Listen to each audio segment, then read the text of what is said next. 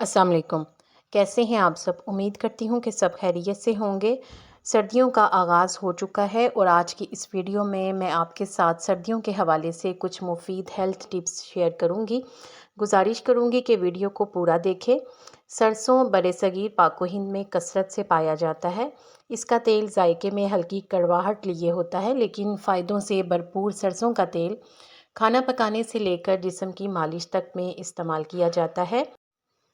آج اس عام سے تیل کے مزید استعمال میں آپ کے ساتھ شیئر کروں گی، جن سے کئی مشکلات حل کی جا سکتی ہیں۔ سردی کا موسم دمے کے مریضوں کے لیے انتہائی کٹھن ہوتا ہے۔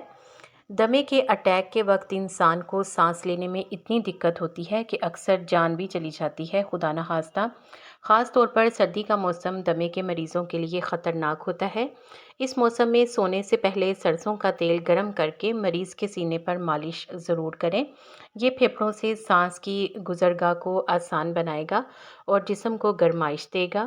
ایک چائے کا چمچ نیم گرم سرسوں کا تیل شہد میں ملا کر کھانے سے بھی افاقہ ہوتا ہے، لیکن کوئی بھی ایسی چیز استعمال کرنے سے پہلے آپ ڈاکٹر سے ضرور مشورہ کریں۔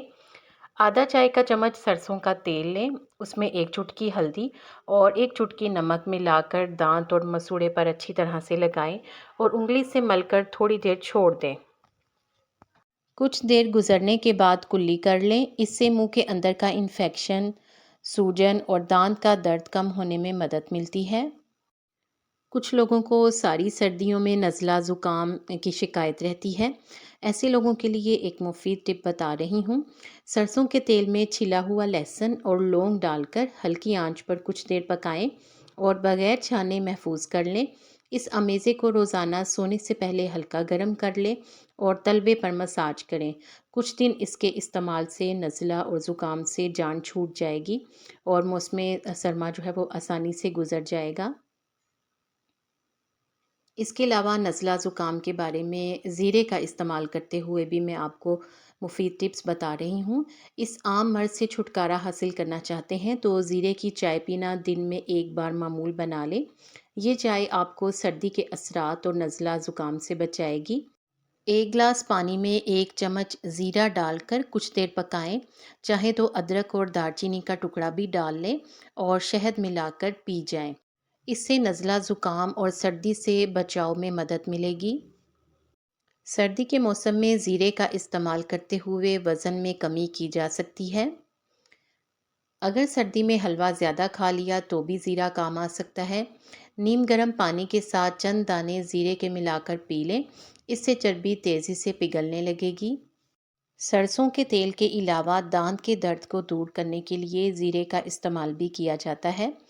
دانتوں میں تکلیف محسوس ہو تو زیرے کا قہوہ بنا کر کلیاں کریں، تھوڑی دیر میں درد میں آرام آ جائے گا۔ اگر آپ نے ابھی تک اس ویڈیو کو لائک نہیں کیا تو ابھی سے لائک کر دیں، کیونکہ بعد میں آپ کو یاد نہیں رہے گا۔ اور اگر آپ نے چینل بھی سبسکرائب نہیں کیا تو معلوماتی ویڈیوز کے لیے چینل کو ضرور سبسکرائب کر کے گھنٹی کا بٹن بھی دبا دیں تاکہ میرے بھی سبسکرائبر بڑھ سکیں۔ لیکن ابھی ویڈیو ختم نہیں ہوئی، مزید ٹپس باقی ہیں۔ Blood pressure. زیرہ بلڈ پریشر اور ذیابیطس کے امراض میں مفید ہے، مگر اس کا استعمال اعتدال میں کریں اور مریض ایک چٹکی سے زائد ہرگز استعمال نہ کریں۔ اگر بلڈ پریشر کا مسئلہ ہو تو ایک چٹکی ہی زیرہ کھائیں۔ ہاضمہ بہتر۔ الٹی، متلی یا معدے میں تیزابیت محسوس ہو تو زیرہ کو دہی میں ملا کر کھائیں، اس سے نظام ہاضمہ تیز ہوگا اور طبیعت فوری طور پر ہلکی ہو جائے گی۔ سردی کا موسم چھوٹے بچوں کے لیے بہت مشکل ہوتا ہے اور ٹھنڈ کے موسم میں اکثر بچے نمونیا کا شکار ہو جاتے ہیں۔ نمونیا ایک یا دونوں پھیپھڑوں میں بیکٹیریا، وائرس یا فنجائی کی وجہ سے ہونے والا انفیکشن کہلاتا ہے۔